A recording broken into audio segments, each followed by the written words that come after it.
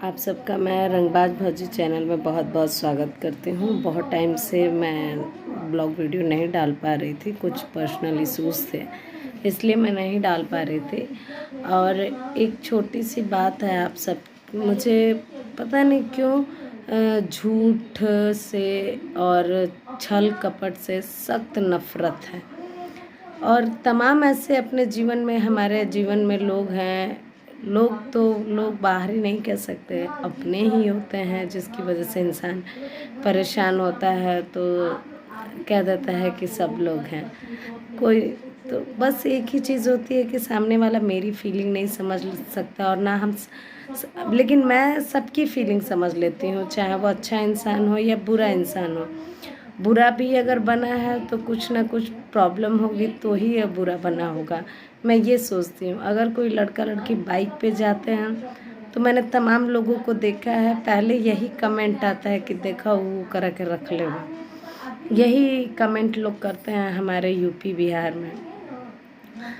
मैं ये नहीं कहती कि मेरे मुंह से निकलता हो सकता है भाई हो, मौसी का लड़का हो, बुआ का लड़का हो, नहीं, लोग सीधे कहते हैं कि उसको रखल है। रखना अगर इतना आसान होता तो लोग किसी को भी अपने जीवन में रख के और ज़िंदगी में दुखी नहीं होते, चाहे वो औरत हो या मर्द हो। हर किसी के जीवन में उतार चढ़ाव होता है, औरत हो या मर्द हो उसके जीवन में। पर हमारे कहने का मतलब है कि अगर कोई किसी को रखता कोई नहीं है, बस यही कि सामने वाला का उसके साथ दिल मिल गया, उसके साथ खुशी। फिर लोग कहते हैं कि औरत है अगर किसी मर्द के साथ जुड़ी है तो उसके साथ फिजिकल रिलेशन है। फिजिकल रिलेशन से भी बड़ा एक होता है मन का मिलना। अगर किसी औरत जल्दी हर मर्द को किसी को अपने जिस्म नहीं सौंप देती है, वो सोचती है, शायद मर्दों को घिन आए चाहे ना आए, लेकिन औरतों को घिन आती है कि उल्टियाँ हो जाती हैं। जब तक दिल नहीं मिलता है तब तक जिस्म नहीं मिलता है। हाँ, अगर आपके पास पैसा है और कोई जिस्म बेचने वाली औरत है तो आप उसका जिस्म खरीद सकते हैं, उसका मन नहीं खरीद सकते हैं। तो मेरा शुरू से एक यही उद्देश्य रहा, एजेंडा रहा कि लोग दूसरे के दर्द को समझें, चाहे औरत हो या मर्द हो।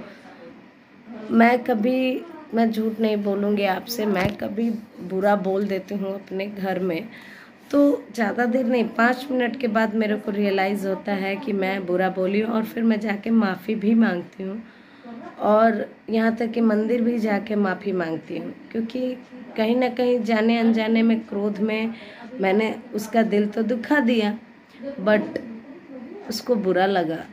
और एक हैं देवी जी हैं, जो नाम उनका किशोरी देवी जी, वो कहती हैं, मैं उनका प्रवचन सुनती हूँ, देविकानंद महाराज जी का सुनती हूँ, बागेश्वर धाम के जो धीरेन्द्र शास्त्री जी हैं, मैं उनका भी प्रवचन सुनती हूँ। तो जब मैंने किशोरी देवी का सुना था और मैं कम से कम 2-3 साल ब्रह्म कुमारी ज्वाइन की और मैं रोज़ जाती थी, वहाँ मेडिटेशन वगैरह करती थी, तो मेरे को बहुत ज़्यादा ताकत मिली।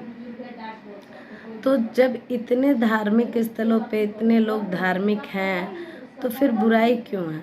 छोटी सी चीज़ आपको हम बता रहे हैं कि इस धरती पे लालच बहुत बढ़ गया है। लालच के कारण इंसान के पर्दे, ये जो आँखें हैं, इस पे एक लालच का, लोभ का पर्दा पड़ गया है।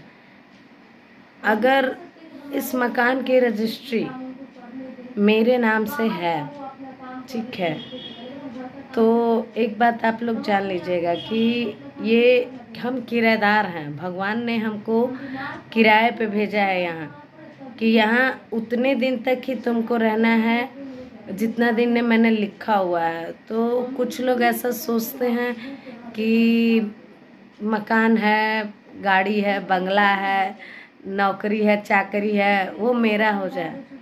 मैं भी देखना चाहती हूँ कि जिन लोगों को लालच है, जो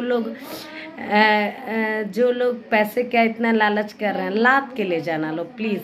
हम तो यही कहते हैं कि जेसीबी से कोड़वा के ना करे कलेजे पे मकान रख देंगे, गाड़ी रखवा देंगे, जिसकी गाड़ियाँ हैं, जिसके पास बंगले हैं। मत करो लालच इंसान, क्योंकि यहाँ तो शायद आपका क्या बोलते हैं, यहाँ तो धरती पे तो फिर भी लोग आपका रुतबा पूछ लें कि आपका बैंक बैलेंस कितना है, आपकी कितनी महंगी गाड़ी है, कितना बड़ा आपका बंगला है, सारे रूम में टाइल्स कौन से ब्रांडेड लगे हैं या लोकल लगे हैं। पर जब यमराज के पास आप जाएंगे ना, वो आपके बंगले और बैंक बैलेंस का हिसाब नहीं करेगा। आपके इस धरती पे रह के आपने लोगों के साथ कैसा व्यवहार किया, वो उसका हिसाब होगा। अगर ये सच्चाई लोग जानते हुए भी गरीबों को परेशान करना, तकलीफ देना आदत सी हो गई है लोगों को। अगर किसी के घर की बेटी अगर निकल रही है तो यार सोचो ना कि कितनी बड़ी मजबूरी है, तभी तो निकली। कौन सी ऐसी लड़की को अच्छा लगता है बाहर निकल के काम करना? किसी को नहीं अच्छा लगता। कोई भी A1 लड़की हो, मेरे को, हाँ मॉडर्न युग हो गया है, पढ़ाई अच्छी है, जब मैंने अच्छा एजुकेशन किया है तो मैं जॉब करूँगी, निकलूँगी ही, लेकिन मजबूरी ही निकालती है कुछ लोग। अब शौक का तो मुझे नहीं पता है, पर मैं मजबूरी में ही अपना पैर बाहर निकाली हूँ। अगर इस पे कोई टिक्का टिप्पणी करता है ना तो मुझे बहुत खुन्नस आता है। खुन्नस बोले तो इस बात का, यार तुम मेरी ज़िंदगी के बारे में जानते कितना हो। मैं ब्लॉग वीडियो इसलिए नहीं बनाती कि लोग मेरे फ़ैन हो या मेरे फॉलोअर बढ़ें, बिल्कुल नहीं। मेरा शुरू से सिद्धांत रहा है कि लोगों के अंदर इंसानियत जगे, लोग एक दूसरे के दर्द को समझें। क्या एक लड़की अगर किसी मर्द के साथ बात करती है तो वो गलत है? तमाम फेसबुक व्हाट्सएप पे लोग जुड़े रहते हैं, मैं किसको रिप्लाई देती हूँ? किसी को मैं रिप्लाई नहीं देती जल्दी, क्योंकि मुझे पता है कि एक बात बोलने का मतलब वो टोटल मेरा इंक्वायरी करेगा, क्या है, कैसे हैं, कितने बच्चे हैं, वगैरह वगैरह।